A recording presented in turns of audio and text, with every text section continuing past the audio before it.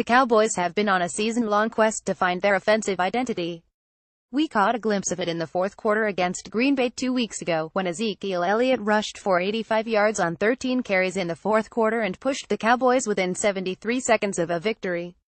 Elliott had runs of 8, 9, 11 and 25 in the fourth quarter as the Cowboys tweaked their blocking scheme and ran more misdirection plays.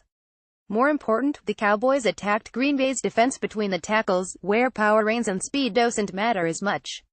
It's the only time this season the Cowboys' running game has looked dominant. Now, we must see it again Sunday against San Francisco. That's the only way this team can end its losing 2-game streak and start winning games.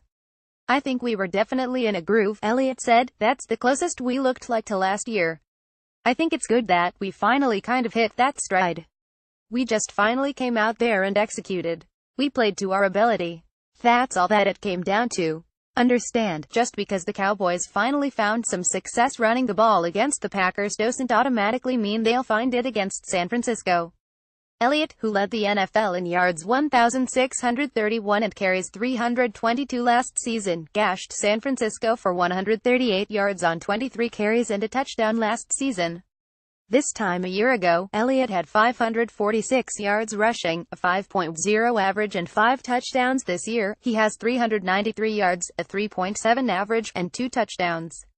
He's been a step above pedestrian much of this season for a variety of reasons, whether you blame the burden of fighting the NFL, which has been trying to suspend him weeks, or having to replace right tackle Doug Free retirement and left guard Ron Leary free agency. Bottom line, while he has 4 games with at least 80 yards, including 2 100-yard games, he hasn't been the dominant game-breaking runner we saw much of last year. He'll get an opportunity to be that guy against San Francisco. The 49ers allow 112.8 yards per game, but only 3.4 per carry. Los Angeles' Todd Gurley is the only runner to gain more than 100 yards against San Francisco, but the 49ers have allowed at least 126 yards rushing in 4 of 6 games. You have to earn it every week, Cowboys coach Jason Garrett said. Certainly, we feel good about how we ran the ball late in that game. That is a positive thing for our team, but you have to go back to work. You have to go back on the practice field and earn it with your performance on Sunday. They must, because when the Cowboys have a dominant running game, they can compete with any team in the NFL. That's because Dak Prescott can use play-action passes to create big plays in the passing game as linebackers and safeties cheat and overreact to the threat of Elliott. Play caller Scott Linehan can limit the number of times Prescott throws.